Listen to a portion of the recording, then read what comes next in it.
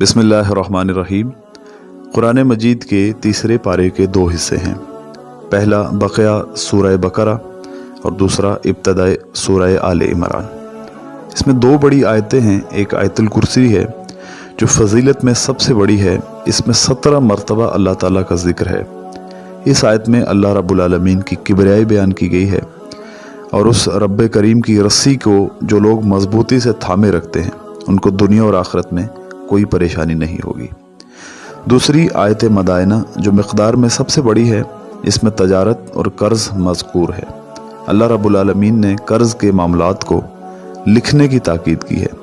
खा मामला छोटा हो या बड़ा हो, लिखने में सुस्ती न किया करो। दो अम्बिया का जिक्र है। एक हज़रत आदम अलैहिस्सलाम का नमरूद से मुबाहिसा और दलाइल के साथ उसको लाजवाब करना और अहयाए मौता के मशाहिदे की दुआ। दूसरी हज़रत उज़ैर अलैहिस्सलाम जिन्हें अल्लाह ताला ने 100 साल तक मौत देकर फिर जिंदा कर दिया था। इन दोनों मसालों में इंसानों को ये बात बताई गई है कि ज़िंदगी और मौत का पूरा इख्तियार अल्लाह रब्बुल आलमीन के पास है। वो जब चाहे किसी को ज़िंदा कर दे और जब चाहे किसी को मार सकता है। सदका और सूद। बज़ाहिर सदक़े से माल कम होता है और सूद से बढ़ता है, मगर दर हकीकत सदक़े से कई गुना बढ़ता है और सूद से घटता है। और सूद वालों को अल्लाह और उसके रसूल के साथ जंग करना बयान किया है। बार बार इन्फाक़ फ़ी सबीलिल्लाह की ताकीद इसलिए की गई है कि इंसानों का माल और दौलत से मोहब्बत कम हो जाए और सफ़ेद पोश को ढूंढ कर उनको सदक़ात देना, और ये सिर्फ़ अल्लाह ताला की रज़ा के लिए करना है। सूरह बकरा की आखिरी दो आयात की बहुत बड़ी फजीलत है। इसको अर्श के ख़जानों में से एक ख़जाना बताया गया है और ये महराज के मौके पर अता की गई थी। सूरह आले इमरान। इस सूरत में एक मकाम आले इमरान का जिक्र किया गया है, उसी को अलामत के तौर पर इसका नाम करार दे दिया गया है। सूरह बकरा से सूरह आले इमरान की मुनासबत यह है कि दोनों सूरतों में कुरान की हक्कानियत और अहले किताब से खिताब है। सूरह बकरा में अक्सर खिताब यहूद से है, जबकि आले इमरान में अक्सर रोए सुखन नसारा की तरफ है। खिताब और मुबाहिस। सूरत का खिताब खुसूसियत के साथ दो ग्रोहों की तरफ है। एक अहले किताब यहूद व नसारा, दूसरे वो लोग जो हज़रत मोहम्मद सल्लल्लाहु अलैहि वसल्लम पर ईमान लाए थे।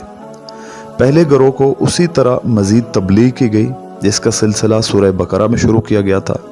उनके एतक़ादी गुमराहियों और अखलाकी ख़राबियों पर तंबीह करते हुए उन्हें बताया गया है कि ये रसूल, ये कुरान उसी दीन की तरफ बुला रहे हैं जिसकी दावत शुरू से तमाम अम्बिया देते चले आए हैं और जो फितरतुल्लाह के मुताबिक एक ही दीन हक़ है।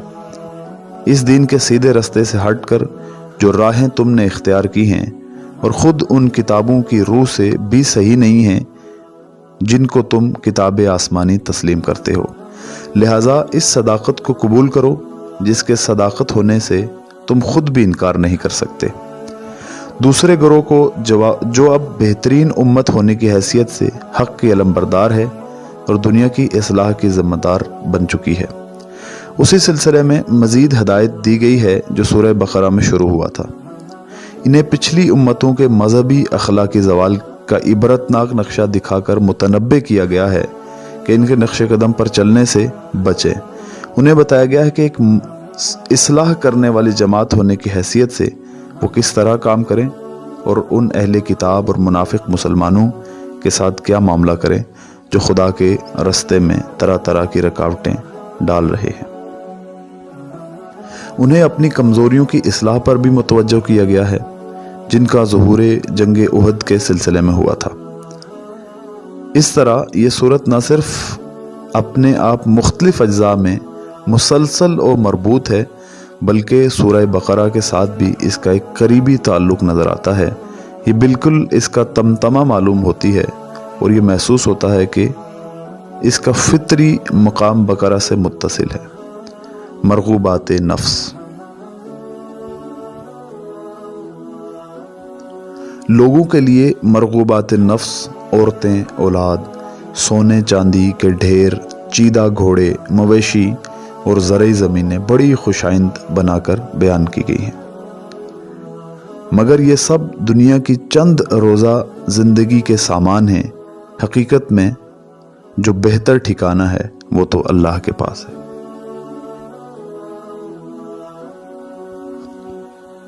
دین صرف اسلام ہے۔ دین اسلام کے علاوہ جتنے راستے ہیں وہ خسران کے راستے ہیں۔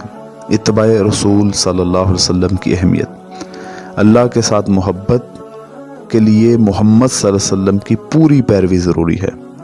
اللہ تعالیٰ کی قدرت کے 4 قصے۔ پہلا قصہ جنگ بدر کا ہے، 313 نے 1000 کو شکست دے دی۔ دوسرا قصہ حضرت مریم علیہ السلام کے پاس بے موسم پھل کے پائے جانے کا ہے۔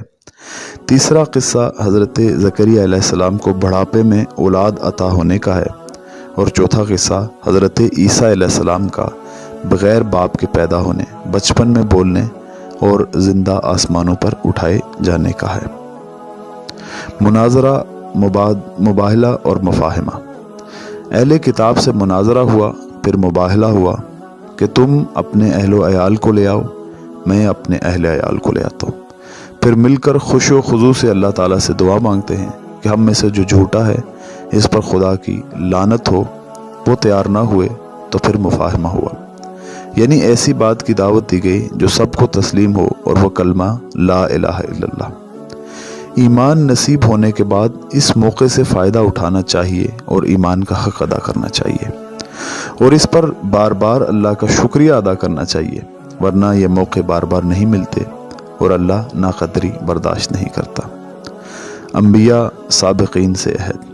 انبیاء سابقین سے عہد لیا گیا کہ جب آخری نبی آئے تو تم اس کی بات مانو گے، اس پر ایمان لاؤ گے، اور اگر تمہارے بعد آئے تو تمہاری امتیں اس پر ایمان لائیں۔